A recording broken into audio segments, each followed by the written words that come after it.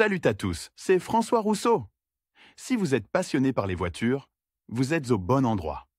Continuez à regarder, on va entrer dans le vif du sujet. Le nombre d'auto-humains augmente à un rythme effréné. Pour des raisons inexplicables, de plus en plus de gens commencent à croire que tout leur est permis et que l'impolitesse sur la route est tout à fait normale et naturelle pour eux. Presque chaque automobiliste, piéton ou cycliste adéquat a rencontré au moins une fois dans sa vie de telles personnes. Le fait est qu'ils ont envahi non seulement les autoroutes, mais aussi les trottoirs, les zones piétonnes et les carrefours. En d'autres termes, ils interfèrent constamment avec la quasi-totalité des usagers de la route. Certains ignorent ce comportement inadéquat, tolèrent l'injustice et l'impolitesse pure et simple. D'autres veulent donner une leçon aux autocrates sur la route, mais ne savent pas toujours comment agir au mieux et dans telle ou telle situation. Personne ne vous oblige à aller consciemment au conflit et encore moins à utiliser la force physique. Dans de telles circonstances, vous devez agir dans le respect de la loi, afin de ne pas vous retrouver dans le camp adverse, de ne pas faire l'objet d'une demande conventionnelle et de ne pas vous trouver d'ennemis. Où tourner ? La première chose à faire pour les usagers de la route qui sont confrontés à un comportement inadéquat de l'auto-ama est de se demander où se plaindre et si quelqu'un peut appliquer des sanctions à l'encontre du contrevenant. Dans les petites villes du pays, toutes les infractions commises sur les voies publiques, les parkings et les trottoirs sont enregistrés et sanctionnés par les agents de la police de la circulation. Il serait donc tout à fait logique de s'adresser à cette organisation. Mais lorsqu'il s'agit d'actions d'une personne impolie au volant d'une voiture, qui relève du hooliganisme, de tentatives d'infliger des blessures physiques, de menaces de mort et d'autres actions similaires, une brigade de la police de la route ne suffit pas. Il est également nécessaire d'appeler la police, car de tels contrevenants peuvent être amenés à engager leur responsabilité pénale. Tout dépend directement de ces actes, ainsi que de la disponibilité de preuves pertinentes. Mais en ce qui concerne les auto-amas, les infractions routières sont réparties et réglementées par les agents de la police de la circulation. Si nous parlons de la capitale russe, il existe également une organisation telle que MADI. Il s'agit d'une inspection de la circulation de la ville de Moscou, qui est responsable des infractions commises sur les pelouses d'importance nationale, dans les parkings et sous les panneaux interdisant le stationnement et l'arrêt. Par conséquent, les habitants de la capitale peuvent également s'adresser à la MADI si l'acte illégal commis par un automobiliste relève de la compétence de cette organisation. Fixation vidéo et photo.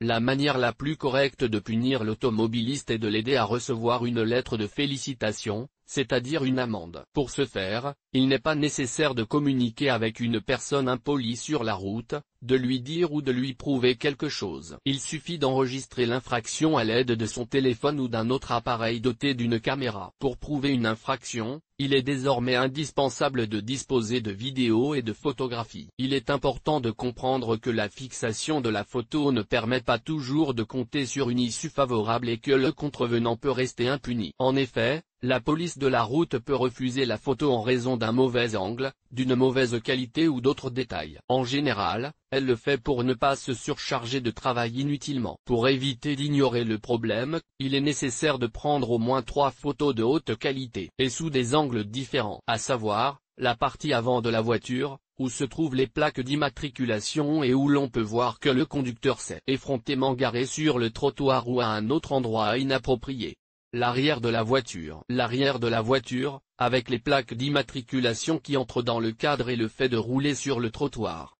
Une photo prise à courte distance. Prenez quelques pas de recul et faites un plan d'ensemble. Cela vous permettra de bien comprendre que la voiture se trouve à un endroit inapproprié, qu'elle gêne la circulation des piétons, qu'elle bloque le passage sur le trottoir, etc. De nombreux citoyens se plaignent d'un automobiliste sans avoir d'autres preuves ou arguments que leur plainte. Dans ce cas, ne vous étonnez pas de vous voir opposer une fin de non-recevoir, car personne ne cherchera à connaître l'identité du contrevenant, à le rechercher sur les caméras de vidéosurveillance, etc. Par conséquent, avant de vous plaindre du rustre, prenez quelques photos avec votre téléphone. Mieux encore, prenez une vidéo complète et détaillée, qui montrera toutes les marques d'immatriculation, le fait que le véhicule se trouve au mauvais endroit, l'absence du conducteur derrière le volant, etc. Après tout, il avait un besoin urgent de se garer ici et non pas à 100 mètres de là, où le stationnement est gratuit. Il pense que c'est normal de le faire et qu'il n'y a rien de mal à cela. Et le reste d'entre nous le tolère. Il doit le faire.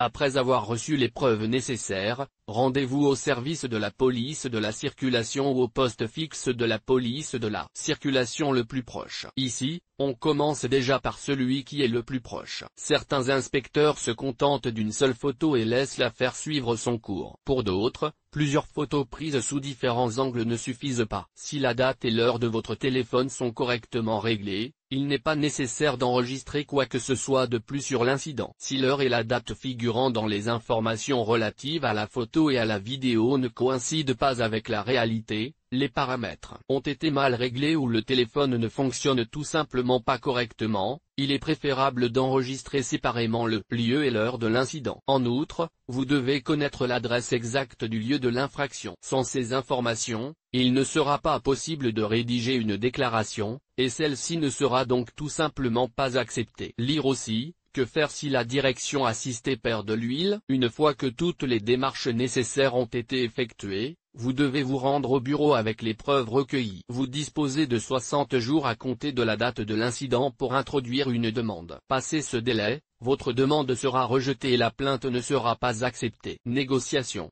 Comme le montrent la pratique et l'expérience, il est nécessaire de se battre avec les autocamions non seulement sur les routes, mais aussi dans la cour. La lutte est menée sur les trottoirs, les pelouses abîmées, les terrains de jeu pour enfants, où, pour une raison ou une autre, le rustre a décidé de laisser sa voiture et considère que c'est une norme. En même temps, les gens se battent avec des méthodes différentes. Quelqu'un va ouvertement au conflit et tente de le régler par la force brute. Mais ce n'est pas la bonne solution. Dans ce cas, il est préférable d'agir dans le respect de la loi, de ne pas provoquer délibérément un conflit et de confier l'affaire aux autorités chargées de l'application de la loi. Oui, il n'est parfois pas possible d'éviter un conflit, malgré tous les efforts déployés pour résoudre le problème de manière pacifique. Cela dépend du degré d'adéquation de l'auteur de l'infraction. Il y a aussi ceux qui, pour se venger de l'impolitesse commise, crèvent les roues, font une autre vilaine chose, une nuisance ou un désagrément au conducteur effronté. L'option semble anodine, mais en cas de prise sur le vif ou de filmage de vos actes, vous pouvez devenir l'objet d'une déclaration et de poursuites ultérieures. Ce n'est qu'avec la police et en vertu de l'article sur le hooliganisme ou les dommages causés à la propriété d'autrui. Par conséquent, cette façon de résoudre le problème n'est pas non plus appropriée. La façon la plus courante de lutter contre les automobilistes est la négociation. Quelqu'un attend spécialement le conducteur et veut lui parler. D'autres fixent l'infraction sur la caméra, et c'est à ce moment-là que le propriétaire de la voiture revient. Bien sûr, cela se transforme presque toujours en conflit verbal. Et tout dépend des circonstances. Il existe plusieurs options de comportement dans les situations où vous vous retrouvez face à un automobiliste. Réprimande grossière si vous constatez immédiatement que la personne est inadéquate, excessivement agressive et grossière, il est peu probable qu'un dialogue constructif puisse s'établir avec elle. Dans ce cas, la meilleure solution est d'éteindre la caméra, de sauvegarder toutes les séquences et de partir. Sinon, l'altercation verbale risque de se transformer en bagarre. Et ce n'est pas ce que vous souhaitez. Mais il y a des gens qui n'ont pas peur des conflits et qui considèrent qu'il est lâche de s'éloigner d'un automobiliste. Cette position semble courageuse, mais en réalité, elle n'aboutit généralement à rien de bon. L'option de la répulsion grossière ne devrait être envisagée que dans les cas où la situation semble désespérée et qu'il n'y a aucun moyen d'échapper au conflit. Dans ce cas, vous devez vous défendre. Mais n'attaquez pas. De nos jours, il serait bon d'allumer une caméra et de filmer ce qui se passe. Il n'est pas exclu qu'ils essaient de vous confisquer votre téléphone. Mais si vous avez sauvegardé la preuve vidéo de l'agression dont vous avez été victime, vous pourrez punir la personne très sévèrement en écrivant une déclaration à la police. Des représailles grossières sous la forme d'une attaque contre un automobiliste doivent être immédiatement exclues. Vous ne savez pas de quoi une personne est physiquement capable, surtout lorsqu'elle se montre agressive et a un comportement inadapté. De plus, elle n'est peut-être pas seule. Vous ne pouvez pas exclure la possibilité que le rapport soit rédigé à votre sujet. Comme vous le comprenez, les négociations difficiles doivent impliquer une communication maximale sur des tons élevés, ce qui vous permettra d'étouffer moralement l'adversaire. Si l'avantage n'est pas de votre côté, la solution la plus correcte est de quitter le conflit. La supériorité verbale, une bonne option pour ceux qui ont la langue bien pendue, qui ont une bonne maîtrise de la parole et même quelques talents d'acteur. Toutes ces compétences permettent d'éviter les conflits et le recours à la force physique. Vous pouvez vous passer d'une altercation purement verbale, dont vous sortirez vainqueur. Dans ce cas, vous devez essayer d'étouffer moralement votre adversaire, ne pas le laisser dire un mot, apporter plusieurs contre-arguments. Pour chaque argument de sa défense, expliquez-lui calmement, mais avec insistance, qu'il a tort, qu'il y a des preuves, qu'il a commis des infractions et qu'il devrait au moins corriger la situation dans un avenir très proche. En d'autres termes, il doit se garer à nouveau ou quitter l'endroit où il s'est garé illégalement, ce qui gêne les autres usagers de la route. Lorsque l'autocrate est une personne suffisamment compétente, la méthode verbale fonctionne, il comprend tout et le conflit est résolu de manière tout à fait pacifique. Si la personne ne peut pas être qualifiée d'adéquate, la poursuite de la conversation de cette manière n'apportera aucun résultat. Vous ne ferez que perdre du temps, de l'énergie et des nerfs. En option, vous pouvez utiliser la méthode du dialogue grossier. Si cela ne suffit pas, il est préférable de partir, d'enregistrer toutes les preuves de l'infraction sur vidéo et de rédiger simplement une déclaration. Laissez les organismes compétents s'occuper de l'inadéquat. Une explication simple et accessible: il s'agit d'une catégorie distincte d'automobilistes qui, parfois, ne se rendent même pas compte qu'ils sont des automobilistes. Il arrive qu'une personne se gare au mauvais endroit de manière totalement inconsciente, qu'elle ne remarque pas les panneaux de signalisation, ou qu'elle soit confrontée à une situation d'urgence qui ne lui laisse pas le temps de réfléchir à l'endroit où elle peut se garer, et à celui où elle ne le peut pas. Lire aussi. Comment bien caler sa voiture sur le cric? La première chose à faire est donc de demander à cette personne pourquoi elle a laissé sa voiture ici, ou fait telle ou telle manœuvre. Toutes les personnes ne comprennent pas vraiment et ne réalisent pas qu'avec leurs actions, elles créent des situations dangereuses, gênent les passants ou les autres conducteurs. En général, il s'agit de personnes tout à fait convenables qui sont simplement désorientées. Mais il existe une catégorie légèrement différente. Il s'agit des conducteurs qui se moquent de tout. Ils voient une place libre et s'y garent. Ils se moquent de savoir qu'il y a un panneau accroché à cet endroit. Il y a une place, ils peuvent donc s'y garer. La logique est simple.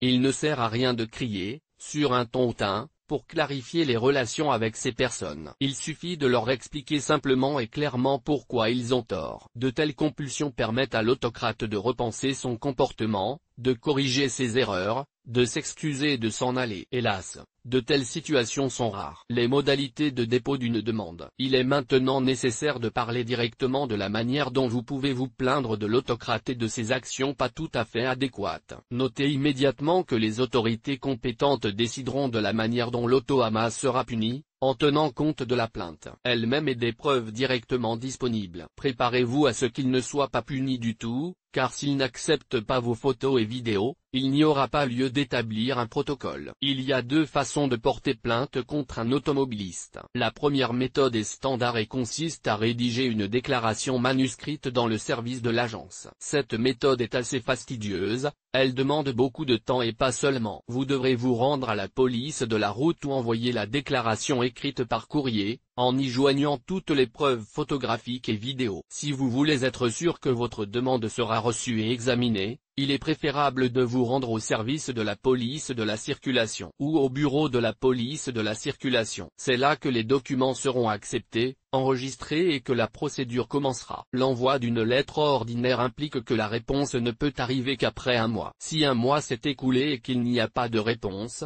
c'est que votre recours n'a pas été pris en considération. Vous pouvez alors présenter une nouvelle demande en envoyant une autre lettre ou en écrivant sur le site web officiel de l'agence. Veillez à indiquer que vous avez déjà envoyé une lettre, qu'elle n'a pas été prise en compte et qu'elle a été ignorée, et demandez un deuxième examen. L'option la plus pertinente et la plus simple consiste à introduire un recours sur le site web, dans une section spéciale. La demande prendra moins de temps et d'efforts. De plus, les photos et les vidéos peuvent être jointes à la demande électronique elle-même, au lieu de tout copier sur un support séparé à partir du téléphone et de ne pas l'envoyer par courrier ordinaire. Il n'y a pas si longtemps, les demandes électroniques ont commencé à être numérotées, et chaque lettre a son propre numéro. Vous pouvez utiliser ce numéro pour suivre en ligne l'évolution de votre demande et savoir à quel stade elle est examinée. Après avoir ouvert la section correspondante du site web, vous devrez y introduire vos données. Il n'est pas nécessaire d'introduire ici l'intégralité des informations figurant dans votre passeport. Vous ne devriez même pas le faire,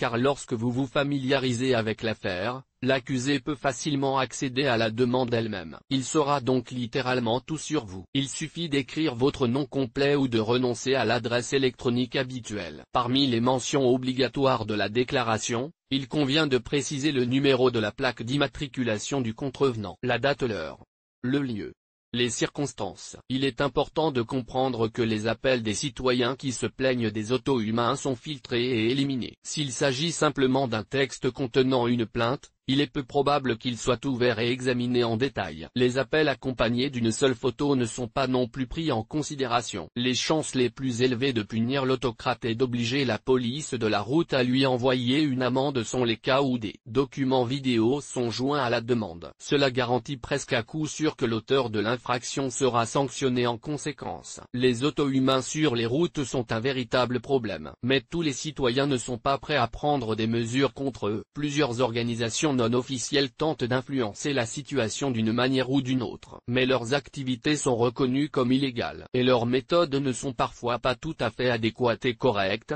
malgré l'impolitesse et la grossièreté des contrevenants. Ces questions devraient être traitées par les agences gouvernementales compétentes. Il est difficile de dire exactement comment influencer les auto-humains et réduire le nombre d'incidents désagréables les concernant. L'augmentation des amendes ne touche pas tout le monde. Il est impossible d'appliquer des mesures plus strictes dans le cadre de la loi.